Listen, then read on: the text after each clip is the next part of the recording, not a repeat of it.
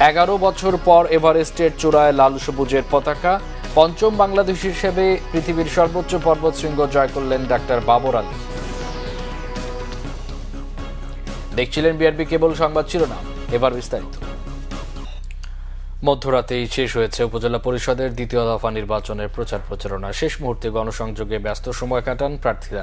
নির্বাচন কমিশনার আহসান হাবিব খান বলেছেন, উপজেলা নির্বাচন অবাধ, সুষ্ঠু, নিরপেক্ষ ও গ্রহণযোগ্য করতে বদ্ধপরিকর কমিশন।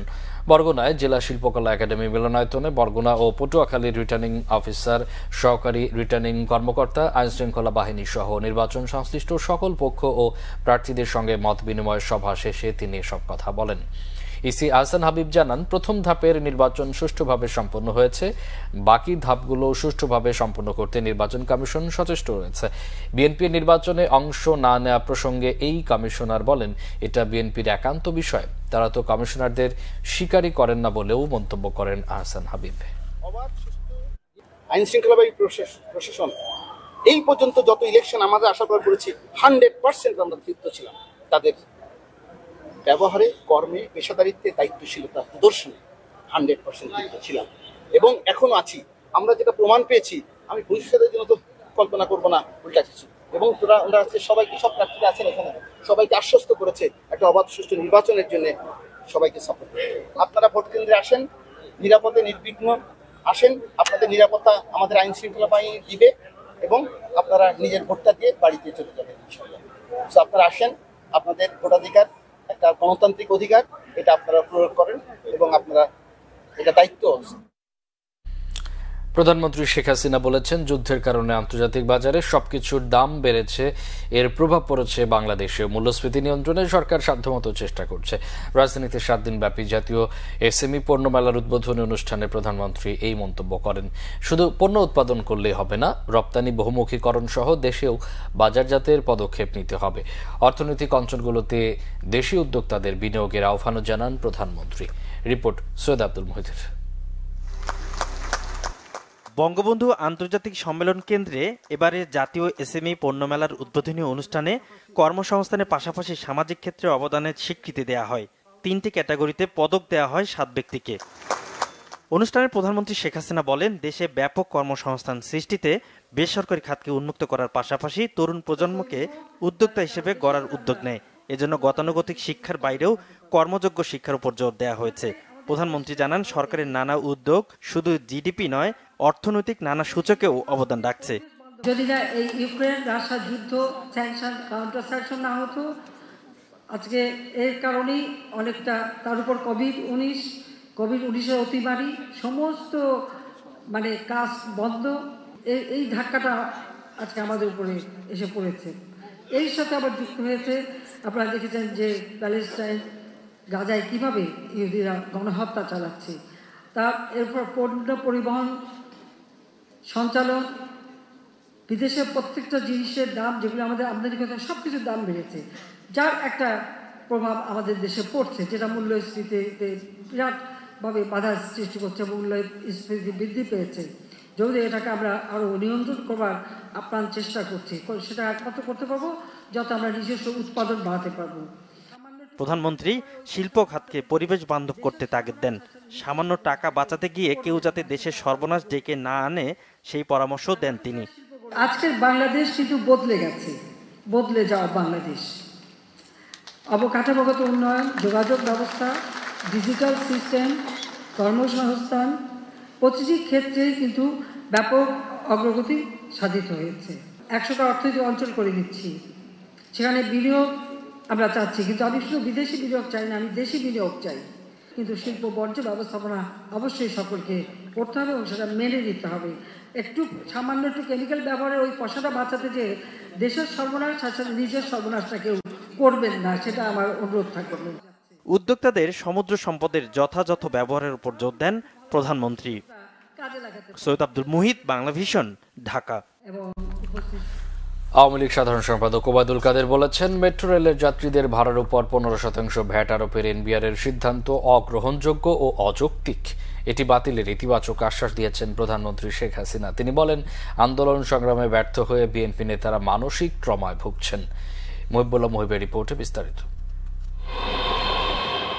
রাজধানী ঢাকার যোগাযোগ ব্যবস্থায় বৈপ্লবিক পরিবর্তন এনেছে বহুল কাঙ্ক্ষিত মেট্রো রেল, কিন্তু মেট্রোর অতিরিক্ত ভাড়াসহ এনবিআরের আরোপ করা 15% ভ্যাট নিয়ে আছে নানা সমালোচনাও। ঢাকা মেট্রো রেলের ব্র্যান্ডিং সেমিনারে প্রধান অতিথি হিসাবে যোগ দেন সড়ক পরিবহন ও সেতুমন্ত্রী ওবায়দুল কাদের। বক্তব্য রাখেন ঢাকা উত্তরের মেয়র সহ দেশি বিদেশি আমন্ত্রিত অতিথিরা। সেমিনারে বক্তারা সরকারের উন্নয়ন অর্জনের বর্ণনার পাশাপাশি মেট্রো রেলের বিষয়টিও তুলে ধরেন। এই যে ব্যান্ডিং হয়ে যাচ্ছে এলিভেটেড এক্সপ্রেস, ব্যান্ডিং হয়ে যাচ্ছে মেট্রো রেল, ব্যান্ডিং হয়ে যাচ্ছে পাতাল রেল, ব্যান্ডিং হয়ে যাচ্ছে বাংলাদেশ, তাহলে আমাদেরও উচিত এই ব্যান্ডিং করার জন্য আমরা প্রতিজ্ঞা করব, এখন থেকে আমরা কেউ অযথা কোনো হর্ন বাজাবো না। এটি আমাদের জন্য একটি বিরাট বড় একটি ব্যাপার, কারণ স্বাস্থ্যের ক্ষতি হচ্ছে। এ সময় ওবায়দুল কাদের দাবি করেন, মেট্রো রেলের 15% ভ্যাট আরোপে এনবিআরের সিদ্ধান্তটি ভুল, এটা বাতিল করা প্রয়োজন। এ সময় ঢাকা মহানগরীকে স্মার্ট সিটি হিসেবে গড়ে তুলতে শহর থেকে জরাজীর্ণ গাড়িগুলো সরিয়ে নিতে 2 সিটি মেয়রকে পরামর্শ দেন সেতুমন্ত্রী। হঠাৎ করে এখানে 15% ভ্যাটের ঘোষণা, 15% ভ্যাট, ভারতে কি সেটা আছে? ভারতে কোনো ভ্যাট, তাহলে আমরা কেন করি? আমি মাননীয় প্রধানমন্ত্রীকে বিষয় জানি যে এনবিআর এর এই সিদ্ধান্ত, this is not right, this is wrong decision, এটা হয় না, এতে মেট্রো রেলের সুনামটা। পরে সাংবাদিকদের প্রশ্নের জবাবে আওয়ামী লীগ সাধারণ সম্পাদক বলেন, আন্দোলন সংগ্রামে ব্যর্থ হয়ে বিএনপি নেতারা মানসিক ট্রমায় ভুগছেন। 42% যদি ভোট প্রদান করে তাহলে ভোটাররা নির্বাচন প্রত্যাখ্যান করবে কেমন? আসলে বিএনপি এর নেতারা মানসিক ট্রমায় ভুগছে। যা খুশি তাই বলেন, ফিয়েস্টা, এসবের বাস্তবতা নেই। তারা বাস্তবতা থেকে অনেক দূরে অবস্থান করছে।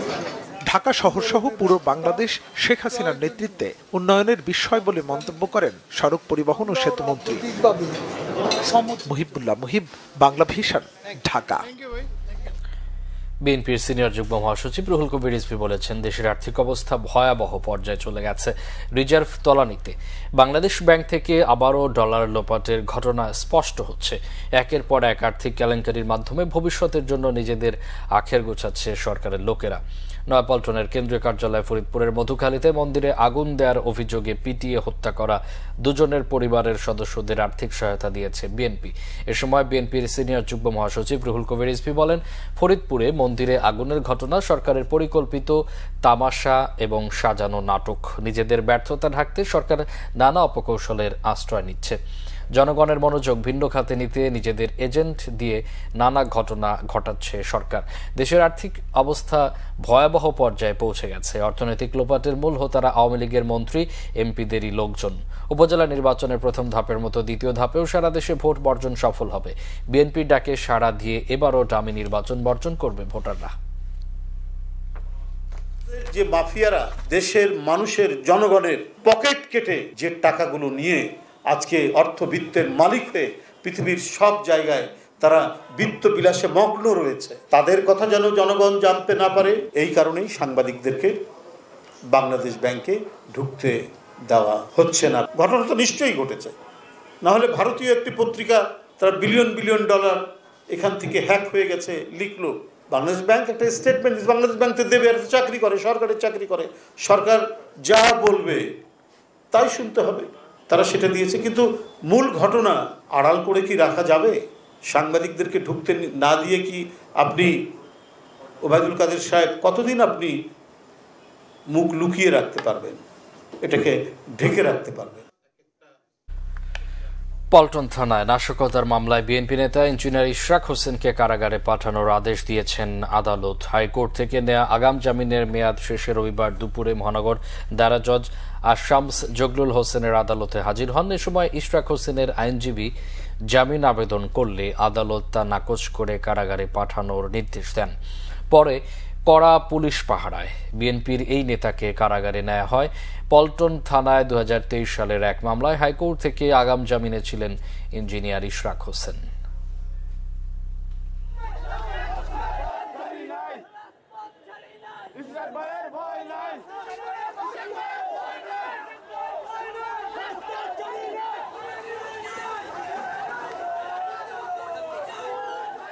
আমরা ধরে নিয়েছি সবগুলো মামলায় আমরা জামিন পাবো, কিন্তু 12টি মামলার মধ্যে একটা মামলা উনি জামিন দেন নাই। মূলত উনি বলতেছেন যে এখানে অন্য কোনো আসামি জামিনে নেই, এই জন্যে লাস্টে উনি বলে উনি আদেশ দিলেন যে ঠিক আছে এই মামলায় উনি জামিন দেন নাই। আর 11টি মামলা উনি বরাবরই জামিন দিয়েছেন। আসলে এই ব্যাপারটা পুরোপুরি আমি মনে করি রাজনৈতিক উদ্দেশ্য প্রণোদিতভাবেই ওনাকে জেল হাজতে প্রেরণ করেছেন। মূলত পেশা চিকিৎসা হলেও নেশা পর্বতারোহণ, তাই মাত্র 33 বছর বয়সী বাবর আলীর কাছে হার মেনেছে পৃথিবীর সর্বোচ্চ পর্বতশৃঙ্গ মাউন্ট এভারেস্টও। পঞ্চম বাংলাদেশি হিসাবে আজ সকালে এভারেস্ট জয় করলেন চট্টগ্রামের সন্তান ডাক্তার বাবর আলী। তবে এখানেই থামছেন না তার অভিযান। এভারেস্টের সঙ্গে লাগোয়া পৃথিবীর চতুর্থ শীর্ষ পর্বত লোৎসে জয় করে ফিরতে চান মাতৃভূমিতে। তার এই সাফল্যে পরিবারের পাশাপাশি আনন্দে ভাসছে অনেকেই। চট্টগ্রাম থেকে শাহেদা পিয়া রিপোর্ট। 19 মে রবিবার, নেপালের স্থানীয় সময় সকাল 8:30।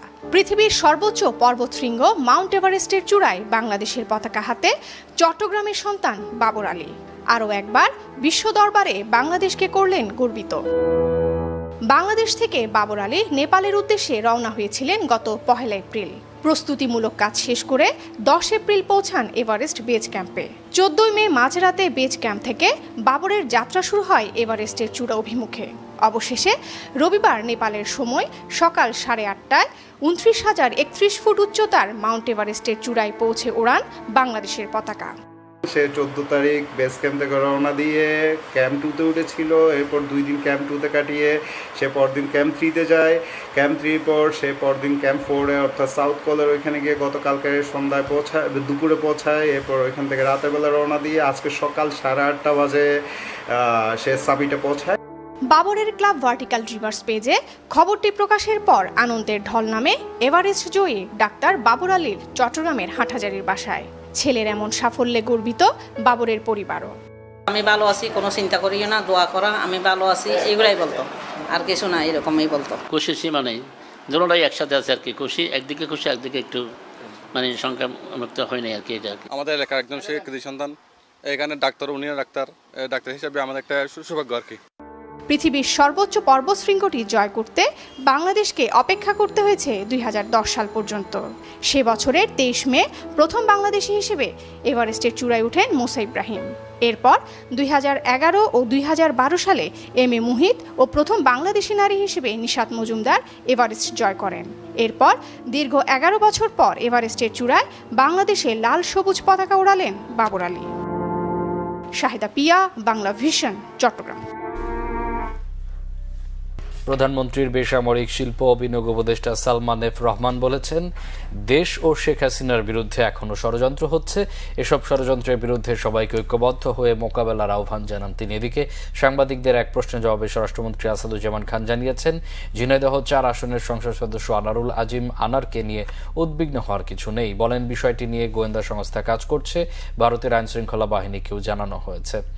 দলের সভাপতি শেখ হাসিনার 44তম স্বদেশ প্রত্যাবর্তন দিবস উপলক্ষে ঢাকা জেলা আওয়ামী লীগ রবিবার তেজগাঁও কার্যালয়ে আলোচনা সভার আয়োজন করে। এতে সালমান এফ রহমান বলেন, সোনার বাংলা গড়ার পরিকল্পনা বঙ্গবন্ধু ঠিক করে দিয়েছিলেন, আর সেগুলো বাস্তবায়ন করছেন তার কন্যা প্রধানমন্ত্রী শেখ হাসিনা। তার ম্যাজিক বাংলাদেশ উন্নয়নের পথে এগিয়ে চলেছে। তিনি বলেন, বিশ্বের অনেক জায়গায় যুদ্ধ হচ্ছে, তার চ্যালেঞ্জ মোকাবেলা করতে হচ্ছে বাংলাদেশকে। স্বরাষ্ট্রমন্ত্রী আসাদুজ্জামান খান বলেন, প্রধানমন্ত্রী শেখ হাসিনা দেশ ও মানুষকে ভালোবাসেন বলে জনগণকে সাথে নিয়ে বাংলাদেশকে বদলে দিয়েছেন। তিনি বলেন, 2040 সালের আগেই স্মার্ট বাংলাদেশ বিনির্মাণের মধ্য দিয়ে প্রধানমন্ত্রী শেখ হাসিনার স্বপ্ন বাস্তবায়ন হবে।